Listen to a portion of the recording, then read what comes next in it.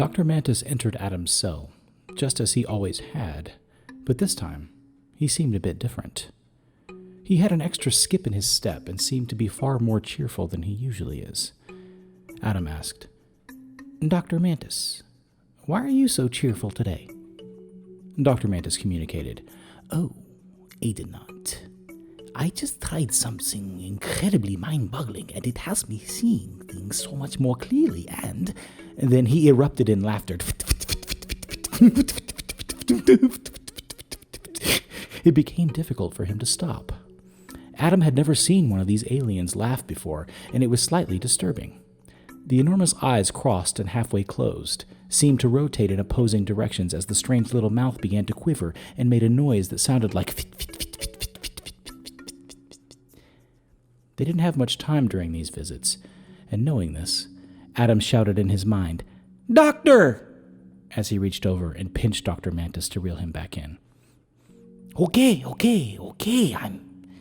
I'm back," Dr. Mantis assured Adam. "Sorry about that. What's important is getting back to the task at hand and introducing you to our next partner. This is..." Dr. Mantis was interrupted by his own laughter again. Okay. Alvin. The next conspirator is Alvin. Dr. Mantis's eyes seemed to be fluttering and changed from the normal white glow to a swirled marbling pattern like that of a bowling ball. Adam was slightly concerned and completely weirded out. With a substantial amount of force, Adam lunged out and punched Dr. Mantis in the shoulder. Dr. Mantis paused, then shook his head back and forth as if to shake the cobwebs loose. It seemed to work, and Dr. Mantis seemed to return to his usual self. He restarted. This is Alvin.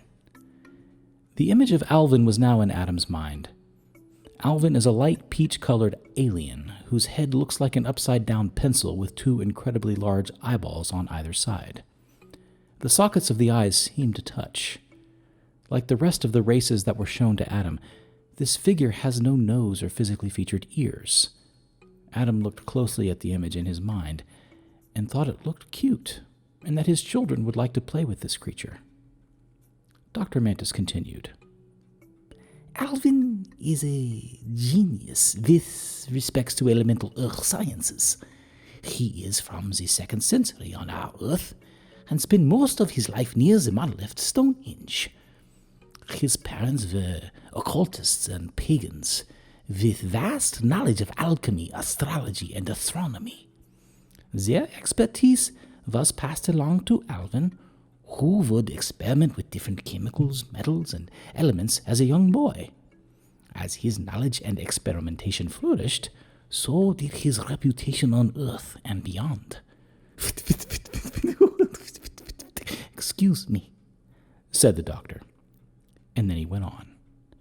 During Alvin's time, man and alien worked together and shared ideas and combined sciences. It was a notable cooperation between the species, and there was a long period of peaceful coexistence as we learned from each other. Then the bastards got greedy. The doctor seemed to be returning entirely to himself. Alvin was conducting experiments on different elements from their planet and combining them with those here on Earth.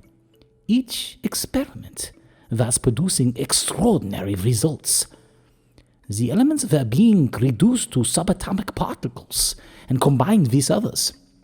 The compounds that were being produced would have been impossible with only technology available here on Earth at that time. The compounds began to enable the restructuring of DNA of plants and certain animals.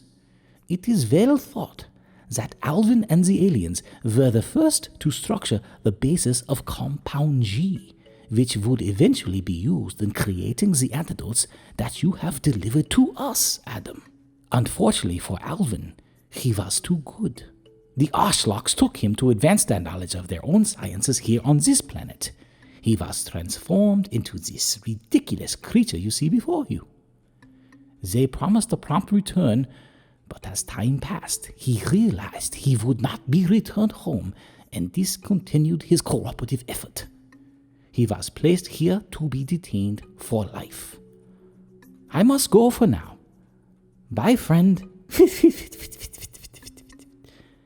A few short days away, and we will try to regain our first milestone toward freedom.